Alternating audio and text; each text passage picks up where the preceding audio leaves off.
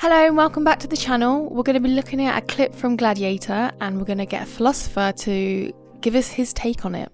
Have you seen Gladiator? Yes, a long time ago.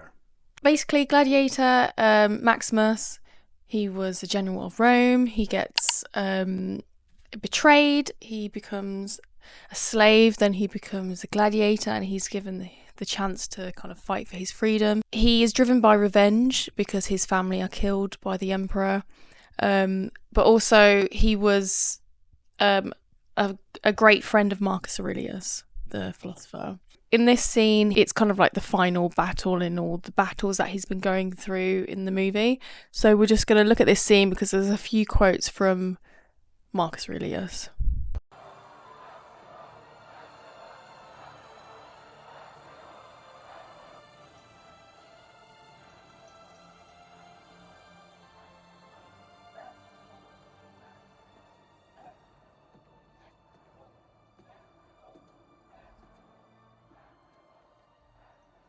Messenger, your pain. Nothing happens to anyone that he is not fitted by nature to bear.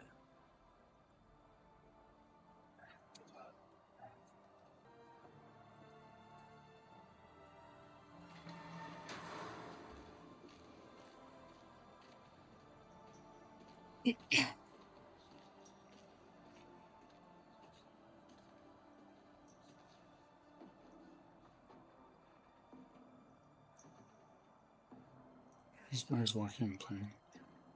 Who? Who's Joaquin Phoenix playing? Commodus.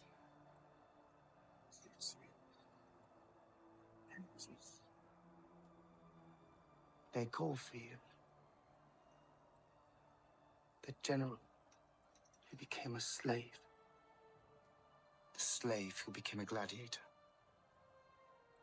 The gladiator who defied an emperor. A striking story. Now that people want to know how the story ends, only a famous death will do. What could be more glorious than to challenge the emperor himself in the great arena? You would fight me. Why not? Do you think I'm afraid? I think you've been afraid all your life. Unlike Maximus the Invincible, who knows no fear.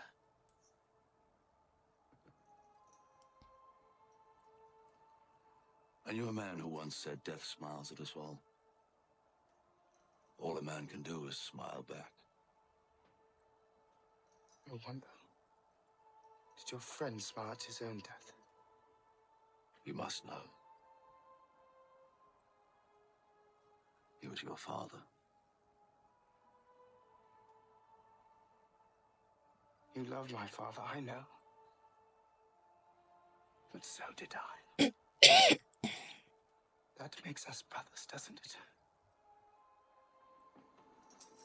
Smile for me now, brother.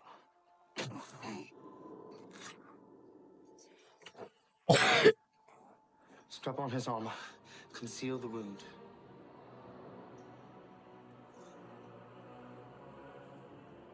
Okay, so how does the scene reflect Stoic philosophy? Well, only up to a point, because it's mainly a drama and it's mainly all about the impending being thrown to the crowds in the Colosseum, right? So it's more about the drama. But from the word Stoicism, we get the adjective stoical, and apart from Maximus being a little bit mocking of Commodus in the scene, a little bit superior to him despite the positions, you could argue that he's being stoical, right? Because he, to all intents and purposes, is facing what looks like a certain death, right? And at the end of the scene, he's even stabbed in the back, isn't he, by Commodus, thus weakening him. So it looks like death is about to approach, but then we have a couple of quotes in there or stoical sentiments. The one towards the end is about death smiling on us, and it's our duty to smile back. And earlier on in the scene, we have this notion that we're only served those things which we are fitted to bear. And both of those could be thought of as tenets of Stoicism in one way or the other. So Stoicism, is sort of an attitude to life that is capable of withstanding things that other people might be thrown off by. It's sometimes said that Stoicism is a way of accepting fate. That's not quite right, because that suggests it's a passive attitude towards things that happen, and an attitude just of surrender, come what may, I'll just give myself over to it. And also Maximus doesn't really accept his fate, because he's fated to, be a slave, because that's what the emperor did to him. So he kind of does fight against that. He fights against it, and in fact, the key word really in Stoicism is virtue. And virtue is our higher state, really, as human beings. It's one we aspire to and ought to try to live up to. Yeah. So rather than just allowing fate to happen and just bowing to circumstances, it's more, as you sort of saw in the clip there, it's about rising above things and not simply playing to the lowest common denominator of human behaviour. So it's a sort of moral position in some way, and a sense that one's character is resilient. So resilience is probably a closer description than surrender for this idea of going with circumstances. There's a quote also I was thinking of, which is sometimes I've heard attributed to David Blaine, who is a kind of practitioner of the Stoical way of life. And the quote, whether it's his or not, says, pain is inevitable, but suffering is optional, which I think is another quote that captures this Stoical idea that, bad things can happen.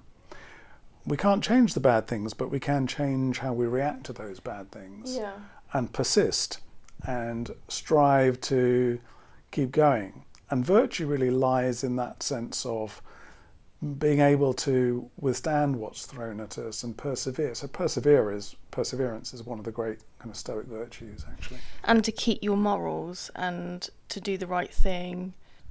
Yeah, I mean, it's a version of integrity, I suppose, that the Stoic would stick to their principles. Morals is a slightly more tricky word, because I think morals sort of implies a moral code and something that's socially shared. Whereas Stoicism, and I think one of the reasons why the Meditations of Marcus Aurelius, which is thought of as a Stoical text, continue to be read, is that it suggests a set of inner precepts, personal tenets or principles to live by, rather than necessarily a shared moral code.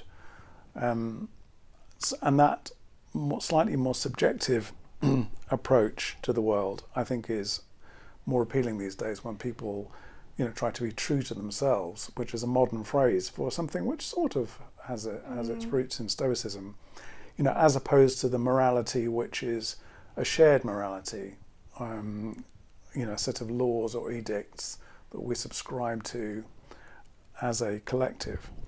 Yeah, so it's kind of virtue as a term is a kind of inner personal principle, I suppose, and that's what you see in that clip. But of course, I mean, in that clip, what changes things a bit is that Maximus is also playing on the weaknesses of Commodus as well, and literally calling him weak at one point there. So there's quite a lot of psychological manipulation in that clip for dramatic effect. After all, it's a film. It's not supposed to be an explanation of Stoicism. And I think a purely stoical character probably wouldn't be seeking to wind Commodus up in quite the same way, because there's quite a lot of macho alpha play in that clip as well. I mean, yes, Maximus embodies some virtues of Stoicism, but at the same time, he's also very much a kind of alpha male hero who's seeking to belittle Commodus in a kind of David and Goliath dialectic. And that's not necessarily the the kind of way of Stoicism. And there's a kind of hint of vengeance as well in that clip too, which again, I mean that's the theme of the movie. Yeah, sure. Possibly that's a stoical virtue, but I wouldn't necessarily put vengeance in there. Is redemption a stoic virtue? Possibly. I mean, the word redemption is so heavily determined by Christianity that that's probably the thing that redemption is most associated with. But redemption again slightly sounds like you're trying to recover or restore something from the past, whereas Stoicism is more like going with the present as it is, and responding to that and actually letting things go when you can't correct them. So vengeance in that sense is probably a non-stoical, even a counter-stoical, anti-stoical endeavour. No. Yeah, interesting.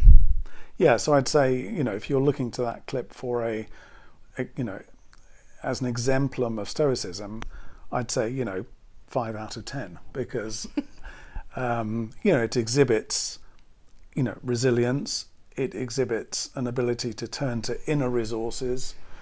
It exhibits a sense of rising above the present circumstances. That all of those would be stoical themes.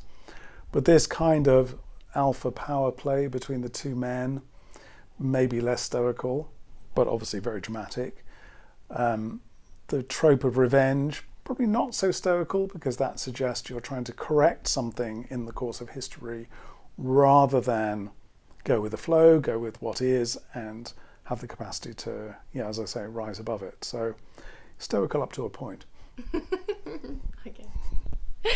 Thank you for that analysis. Thanks very much for watching this video. It's very much appreciated. If you do like it, please give it a thumbs up and also subscribe to the channel. Thank you.